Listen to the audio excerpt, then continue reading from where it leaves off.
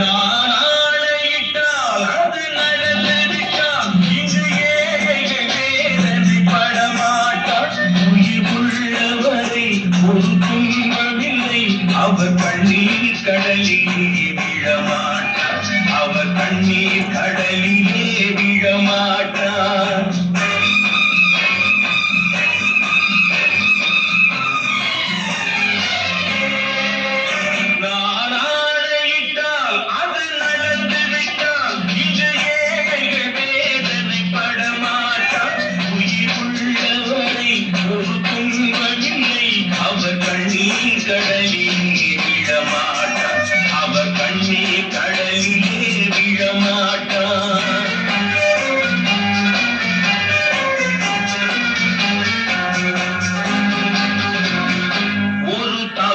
செய்தால் அதை தெரிந்து செய்தால் அவர் தேவன் என்றாலும் விடமாட்டேன்.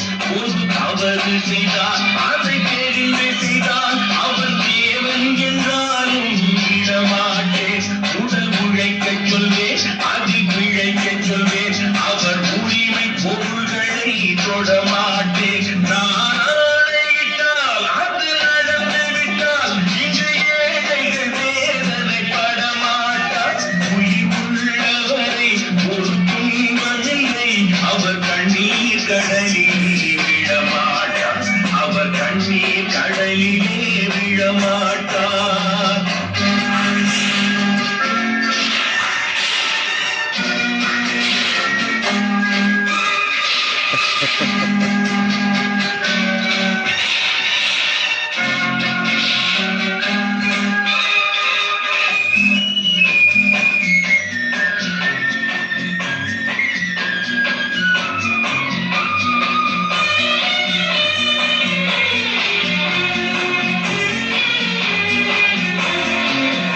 சிலர் ஆசைக்கும் தேவைக்கும் வாழ்வுக்கும் வசதிக்கும் ஊரார் கால் பிடிப்பார்.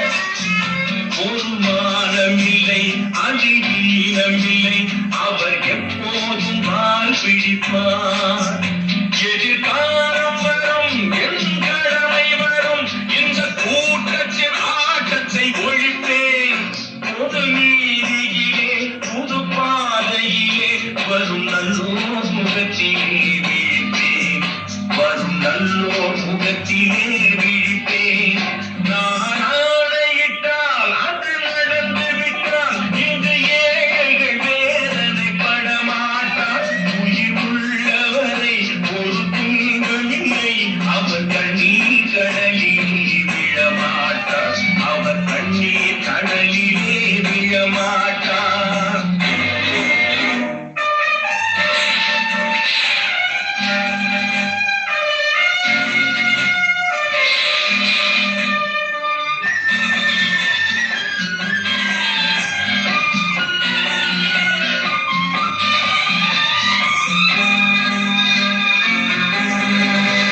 இங்கு ஊமைகள் ஏங்கவும் உண்மைகள் தூங்கவும் நானா பார்த்திருக்கேன். ஒரு கடவுள் உண்டு, அவன் கொள்கை உண்டு, அதை எப்போதும் காத்திருப்பேன். முன்பு இயேசு வந்தார், பின்பு தாண்டி வந்தார், இந்த மானிடர் திருந்திடப் பிறந்தார்.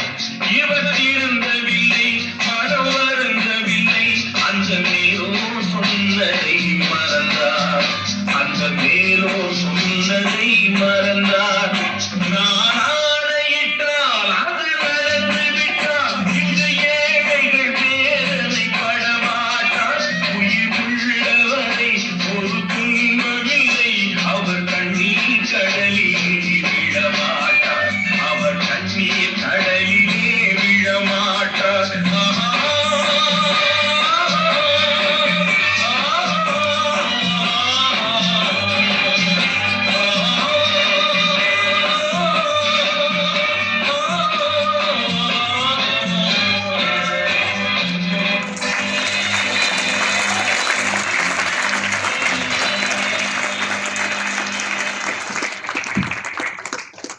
சற்று முன்பு நான் இந்த நடனத்திற்கு முன்பு என்ன சொன்னேன்னா, நம்மளுடைய பாரம்பரியத்தோடு இந்த நிகழ்ச்சி ஆரம்பிப்போம். அப்ப நீங்க எல்லாம் என்ன நினைச்சிருப்பீங்க, பரதநாட்டியம் வரும் தானே நினைச்சிருப்பீங்க.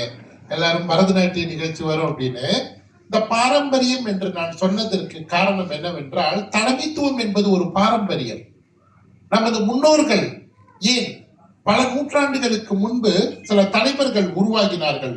இந்த உலகத்தில் மில்லியன் கணக்குல கோடான கோடி கால மக்கள் இந்த உலகத்துல பிறந்திருக்கிறார்கள், வளர்ந்திருக்கிறார்கள், மடிந்திருக்கிறார்கள். ஆனால் எல்லோரும் இன்று வரை மக்களின் மனதில் ஆட்கொண்டிருக்கிறார்களா? இல்லை. புத்தர், அவர் இன்ன வரைக்கும் பேசிக் கொண்டிருக்கிறோம். இயேசுநாதர், அவரை பற்றி இன்று வரை பேசிக் கொண்டிருக்கோம். கொஞ்சம் இறங்கி வருவோம். அண்ணல் காந்தி, அவர் இந்தியாவுக்கு சுதந்திரம் வாங்கி கொடுத்தார். ஆனால் அவர் பிரதமராக வரவில்லை.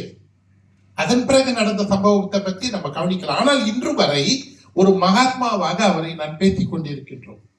இந்த மாதிரி உலகத்துல பல பரிணாமங்களில் பல பேரை நாம் தலைவர்களாக இன்று வரை மனதில் வைத்துள்ளோம். அதுதான் தலைமைத்துவம்.